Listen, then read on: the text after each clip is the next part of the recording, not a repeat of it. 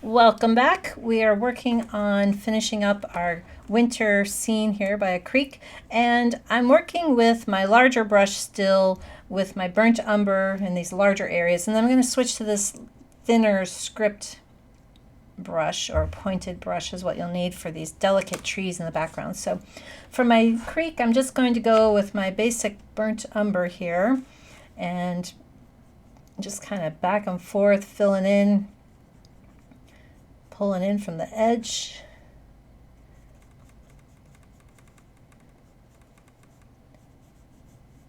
And I added like some circles, some texture to my creek, allowing it to look like snow was accumulating there at the bottom. I'll make the picture a little larger for you to see. But yeah, this can totally be free form, just seeing where the shape takes you. Don't worry about it being just like what you drew on the canvas. It's okay if it changes a little bit. Just want you to have fun playing around with these organic shapes.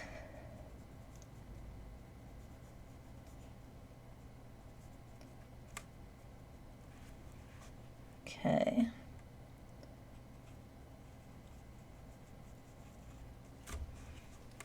I'm just thinking of where the creek continues and how it gets narrower. And we have a little snow on the edge, so I'm just kind of dotting in this brown as it gets further in the distance. And it just kind of suggests a creek meandering. Just play around with your line and this subtle S curve of sorts we have going on today.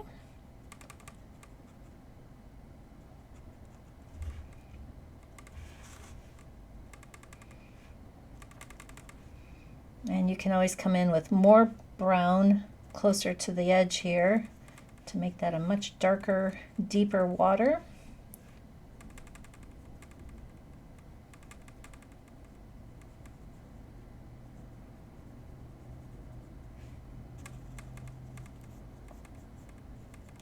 I'm going to play around with mixing a little blue off to the side with my brown. That gives me a deeper brown, actually. Bringing those together. And that, yeah, that's giving me more of my watery color. So just add a little bit of that blue while it's still wet. You can even mix it right on the canvas, works great.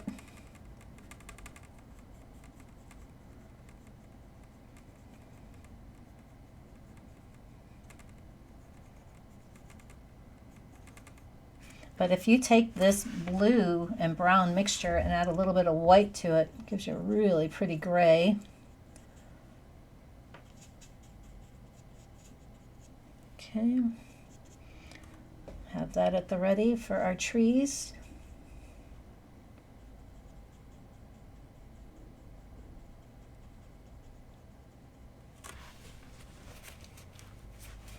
But yeah, for now I'm continuing with my dark brown and my blue and my water to help make this deeper.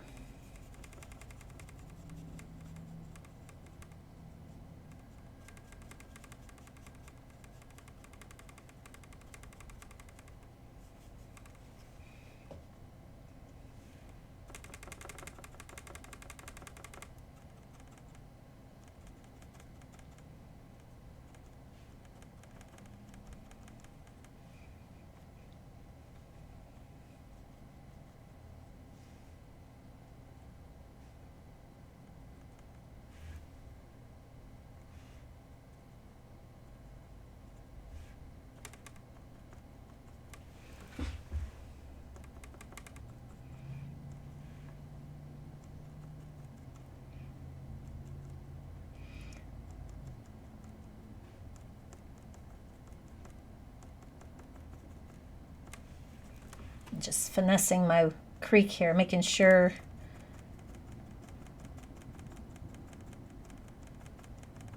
it's a nice coverage of my dark brownish blue color here. Okay, so I can switch to my smaller brush for the remainder of this painting. And let's see. We can play around with our smaller brush and our texture at the edge of the snow or the edge of our creek, just kind of dotting in and then bringing it down some.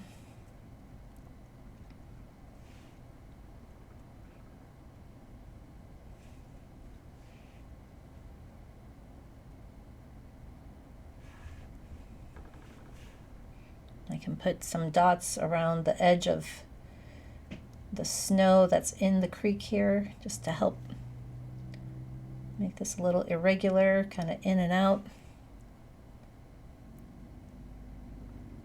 You can work even with the paint that's already on the canvas to help soften those edges.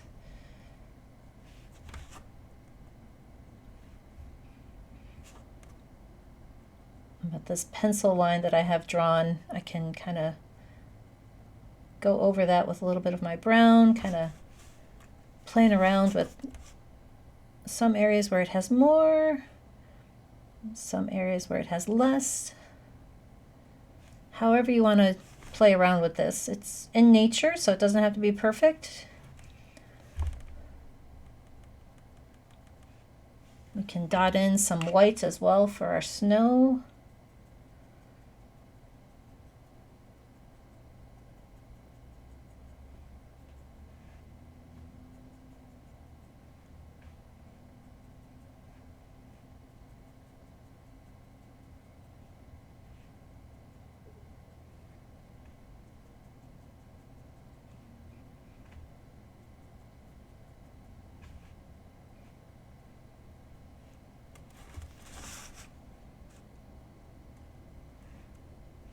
If you're wanting to add more snow on the top of your water, just let your creek dry and you can come back and add some more white areas.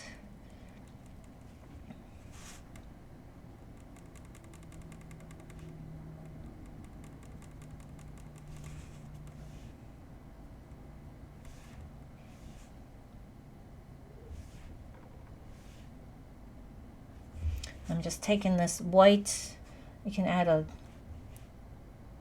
touch of white in these areas in the back, and then I'm switching to my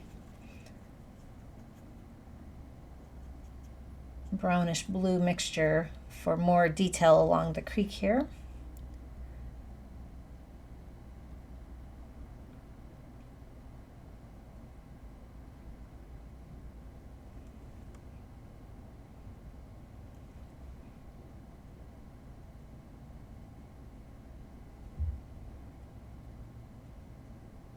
There's no vegetation, it's all covered, so you're just really seeing the earth that wasn't hit with the snow at the edge of the creek side here.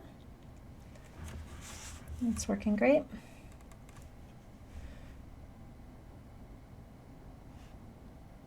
I can revisit some of these edges to make it a little darker brown here and there, just to help build up on some of these details so it's not all the same.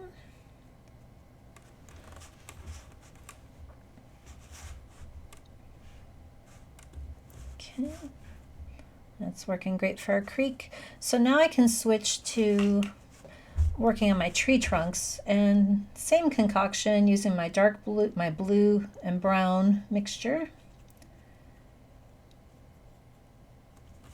And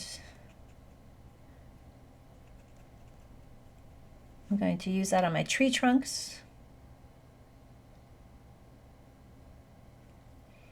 And it kind of splits at the bottom a little bit. I'll bring that a little closer for you. How the snow is peeking a little bit at the roots of the tree. But I kind of started in the center of the tree trunk and worked my way down. And then just kind of let it split at the bottom there.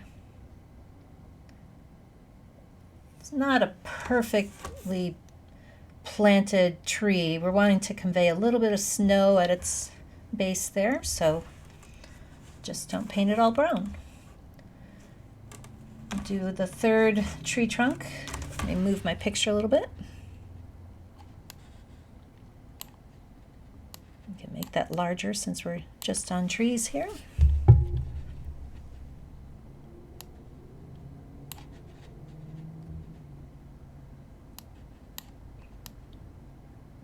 Okay, so third tree trunk, I'm just starting in the middle and working my way down, kind of veer off. This one I might make it a little bit more rounded.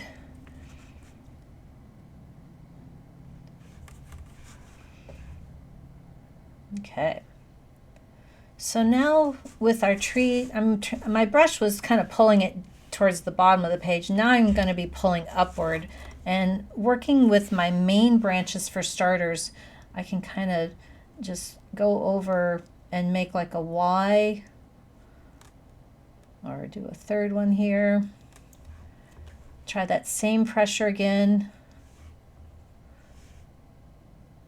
because these branches will be a little bit heavier.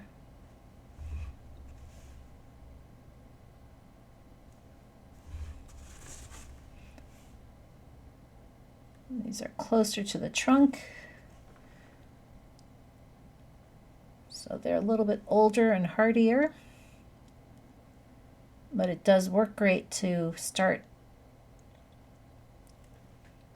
with your brush laying flat and just that the tip is flat, not completely flat, and pulling it upward. I'll try that again. Lay the brush down, just following my pencil line and lifting as I get closer to the top. Not as much pressure at the end. It takes practice, it's okay. You can just draw a bunch of trees and practice branches.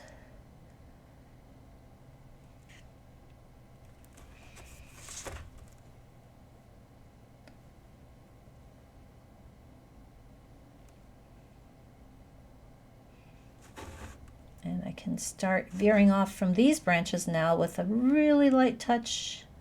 And if I have too much paint on my brush, I can wipe it off on the trunk and try again.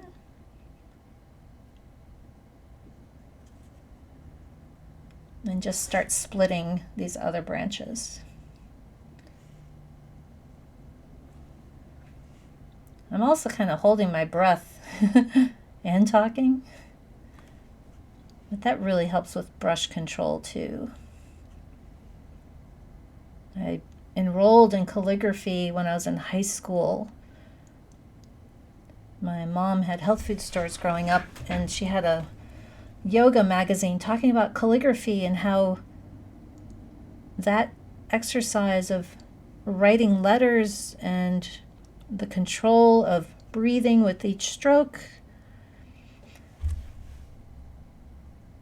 makes for good control as well as a healthy mind. Nice mindful art lesson today. But yeah, I look for calligraphy courses online. I have a lot of books I enjoy too, just kind of having a font by my side and trying to emulate it can be fun. All right, so I've done a variety of my thinner brown ones. Now I'm going to use this gray I mixed up and use that gray off of these newer, tinier branches.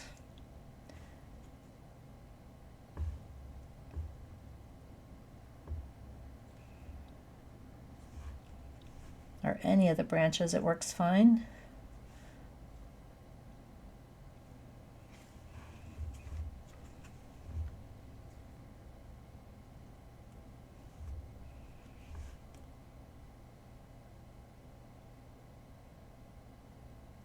And I'm just striving for that circle, that canopy circle I made. Just grabbing that where that got too heavy and try again.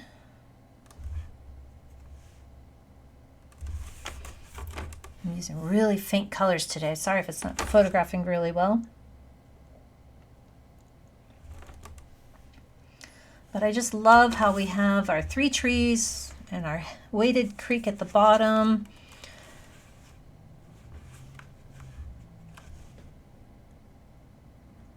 Working our values with our different branches today. They don't have to all be the same brown. Let's play around with this gray mixture or light brown. I can turn my canvas even to help me get in there better if need be, if it's too much of a stretch.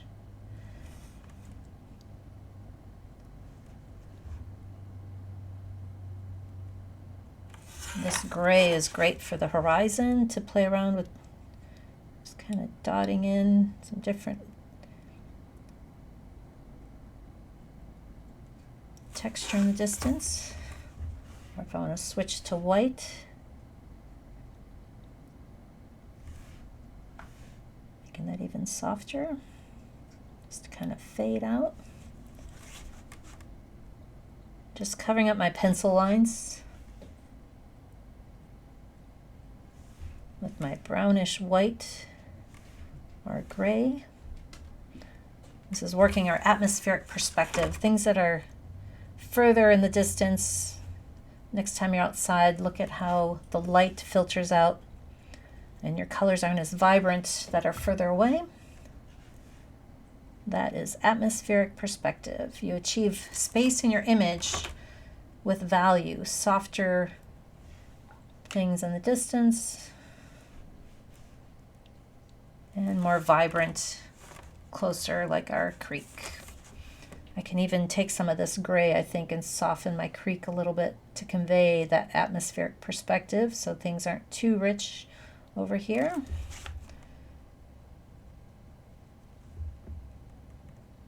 So yeah, this is working great as far as having our overall design, allowing the viewer's eye to start over here and meander through the forest. I'm just going to touch up some of my trees here. My snow line.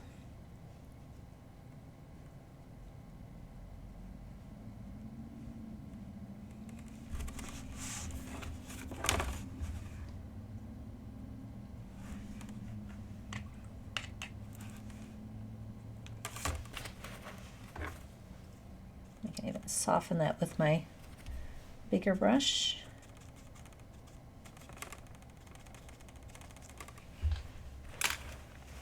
I wipe the brush out, paint off of my big brush, and I can then kind of come in and soften some of that edge just as a blending tool. Okay. I see a few rocks using my gray.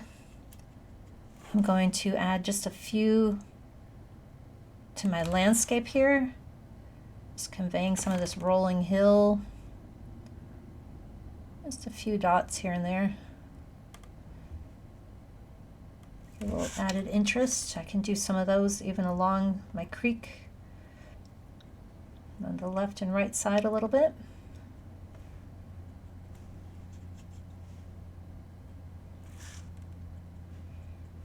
But yeah, this was great, working your light to dark values. We started out really light with our blue snow and went richer with our creek. I can even revisit this creek with another coat of my dark brown and blue. Make that water even deeper while this is drier here. That'll take another coat for you.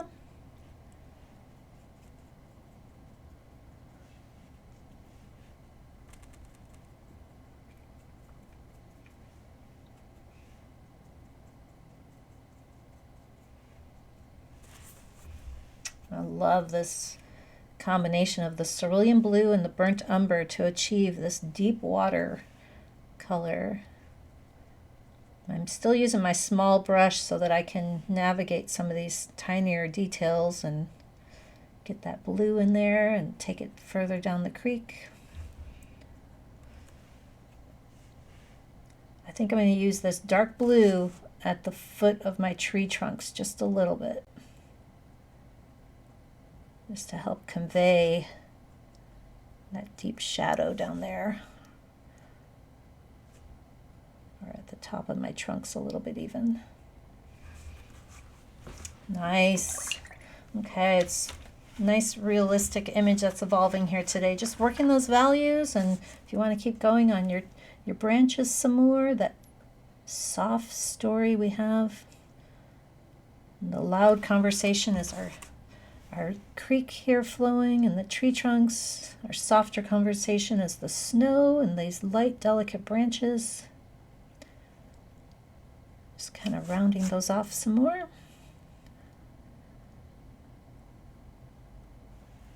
Okay. Excellent work today. This concludes our winter scene. And to see more of my playful perspectives, head on over to sandramucha.com. Happy creating!